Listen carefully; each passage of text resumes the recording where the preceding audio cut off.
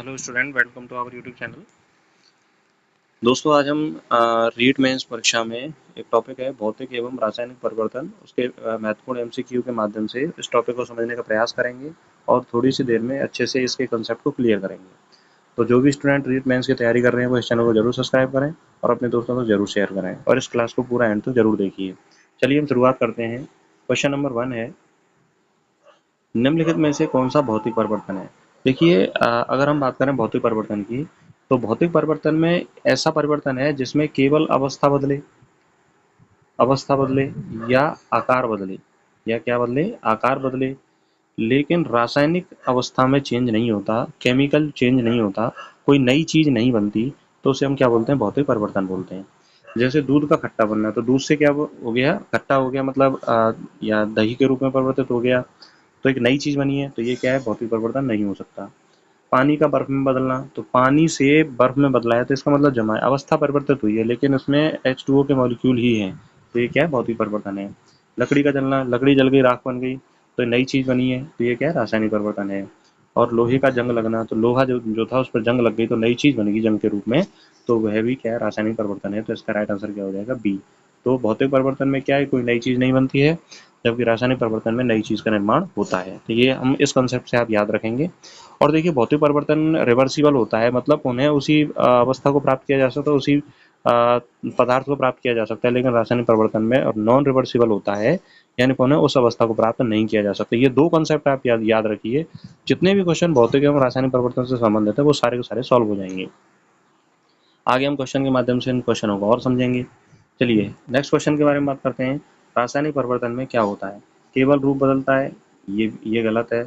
केवल अवस्था बदलती है, ये गलत है। नया पदार्थ बनता है, ये सही है। और कोई परिवर्तन नहीं होता, ये भी गलत है। तो इसका राइट आंसर क्या हो जाएगा, सी।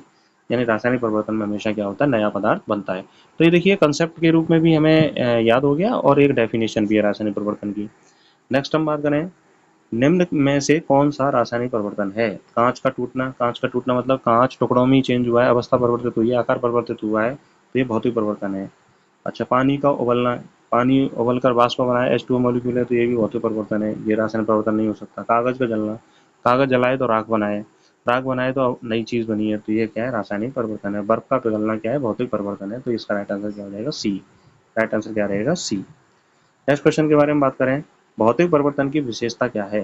देखिए, भौतिक परिवर्तन में ऊर्जा उत्सर्जित होती है, ये विशेषता नहीं है। नया पदार्थ बनता है, ये रासायनिक परिवर्तन की विशेषता ये भी नहीं है। यह परिवर्तन अपरावर्तनीय होता है, मतलब नॉन रिवर्सिबल होता है, ये भी गलत है, रासायनिक परिवर्तन है। और मूल पदार्थ की रासायनिक संरचना नहीं बदलती, ये राइट आंसर है। इसका राइट आंसर क्या हो जाएगा, डी हो जाएगा, क्योंकि मूल पदार्थ की रासायनिक संरचना नहीं बदलती, यही क्या होता है, भौतिक परिवर्तन होता है। तो इसका राइट आंसर क्या हो गया, डी। नेक्स्ट हम बात करें, निम्नलिखित में से किस परिवर्तन में ताप का अवशोषण होता है। ताप का अवशोषण, दहन में ऊर्जा बाहर निकलती है तो इसमें अवशोषण नहीं होगा। बर्फ के पिघलने में, अब बर्फ है उसको पिघलना है तो ऊर्जा हमें देनी पड़ेगी, तो अवशोषण होगा, ये राइट आंसर है। दूध के खट्टे होने में अवशोषण नहीं होता, लोहे पर जंग लगने में अवशोषण नहीं होता, तो इसका राइट आंसर क्या हो जाएगा, बी हो जाएगा। तो बर्फ के पिघलने में ताप का क्या होता है, अवशोषण होता है, तो इसका राइट आंसर क्या है, बी। नेक्स्ट क्वेश्चन के बारे में बात करें, निम्न में से कौन सा परिवर्तन पलटने योग्य है। पलटने योग्य मतलब जिसको दोबारा प्राप्त किया जा सकता है, तो ये किस परिवर्तन की बात कर रहा है, भौतिक परिवर्तन की बात कर रहा है। किसकी बात कर रहा है, भौतिक परिवर्तन। रासायनिक परिवर्तन में अवस्था को पुनः प्राप्त नहीं किया जा सकता, खाना पकाने में परिवर्तन नहीं किया जा सकता, चीनी का कारमेल बनाने में नहीं किया जा सकता, मोमबत्ती के जलने में नहीं किया जा सकता, और जल का वाष्प में बदलना, तो वाष्प को पुनः जल में प्राप्त किया जा सकता है, तो ये क्या भौतिक परिवर्तन है। इसका राइट आंसर क्या हो जाएगा, डी। नेक्स्ट क्वेश्चन के बारे में बात करें, कागज को जलाना किस प्रकार का परिवर्तन है। तो कागज को जलाना क्या है, रासायनिक परिवर्तन है, तो इसका राइट आंसर क्या हो जाएगा, केवल बी। क्या हो जाएगा, केवल बी। नेक्स्ट है, रासायनिक परिवर्तन में क्या संकेत मिलते हैं। रंग परिवर्तन होता है, बिल्कुल सही है। गैस का उत्सर्जन होता है, बिल्कुल सही है। ताप का उत्सर्जन अवशोषण होता है, बिल्कुल सही है, तो इसका राइट आंसर क्या हो जाएगा, डी। रासायनिक परिवर्तन में सारी अवस्थाएं पाई जाती हैं, तो इसका राइट आंसर क्या हो जाएगा, डी। नेक्स्ट है, निम्न में से किस परिवर्तन में नया पदार्थ नहीं बनता है। तो भौतिक परिवर्तन में नया पदार्थ नहीं बनता है। लकड़ी का जलना नया पदार्थ बना है, तो ये आंसर नहीं है। अंडे का पकाना नया पदार्थ बनता है, ये भी नहीं है। और पानी का उबालना, पानी उबलता है तो वाष्प बनती है, यानी कि जल के मॉलिक्यूल ही होते हैं, तो ये भौतिक परिवर्तन है, ये राइट आंसर है। और दूध का फटना ये रासायनिक परिवर्तन है, इसका आंसर ये नहीं है, तो इसका राइट आंसर क्या हो जाएगा, सी। नेक्स्ट है लोहे में जंग लगना है। लोहे में जंग लगना है, तो लोहे में जंग लगना क्या है? रासायनिक परिवर्तन है। देखिए कई बार हम क्वेश्चन जो है, अब देखिए ऑप्शन इसमें दे रखे हैं, भौतिक परिवर्तन, रासायनिक परिवर्तन, दोनों, कोई नहीं, तो दोनों कर जाते हैं कई बार। तो ये दोनों नहीं करना है, सोचना है आपको कि भौतिक परिवर्तन कौन सा है और रासायनिक परिवर्तन कौन सा है। तो इसका राइट आंसर क्या हो जाएगा? बी। नेक्स्ट हम बात करें, पानी का भाप में बदलना एक है। पानी का भाप में बदलना क्या होता है? भौतिक परिवर्तन होता है। कैसा परिवर्तन होता है?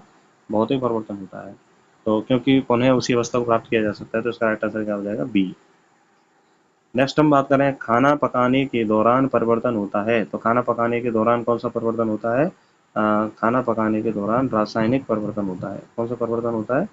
रासायनिक परिवर्तन होता है खाना पकाने के दौरान। तो जो मान लीजिए सब्जी बना रहे हैं या रोटी बना रहे हैं, तो पुनः उसी अवस्था को प्राप्त नहीं किया जा सकता। तो इसका राइट आंसर क्या हो जाएगा? बी। नेक्स्ट हम बात करें, निम्न में से कौन एक भौतिक परिवर्तन नहीं है? तो भौतिक परिवर्तन नहीं है, इसका मतलब वो रासायनिक परिवर्तन है। कागज को मोड़ना भौतिक परिवर्तन है, ये आंसर नहीं है। पानी को उबालना भौतिक परिवर्तन है, ये भी आंसर नहीं है। अंडा उबालना, तो ये क्या है? एक रासायनिक परिवर्तन है। तो इसका राइट आंसर क्या हो जाएगा? सी। धातु का पिघलना क्या है? भौतिक परिवर्तन है। धातु का पिघलना क्या है? भौतिक परिवर्तन है। तो इसका राइट आंसर क्या हो जाएगा? सी।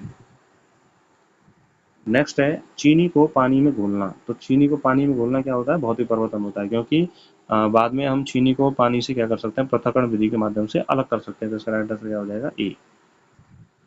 नेक्स्ट हम बात करें, गैस बनने का संकेत किस प्रकार के परिवर्तन में होता है? तो गैस जो बनती है वह रासायनिक केमिकल चेंज, रासायनिक अभिक्रिया में होता है। तो इसका राइट आंसर क्या हो जाएगा? बी। रासायनिक परिवर्तन में गैस बनने का संकेत मिलता है। नेक्स्ट हम बात करें, रासायनिक परिवर्तन को क्या कहा जाता है?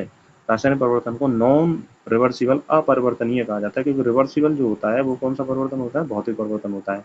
क्योंकि भौतिक परिवर्तन में उसी अवस्था को पुनः प्राप्त किया जा सकता है। तो इसका राइट आंसर क्या हो जाएगा? बी। रासायनिक परिवर्तन को अपरिवर्तनीय कहा जाता है। नेक्स्ट हम बात करें, निम्न में से कौन सा परिवर्तन रासायनिक नहीं है? तो रासायनिक नहीं है, उसका मतलब भौतिक परिवर्तन होगा। लकड़ी का जलना रासायनिक परिवर्तन है।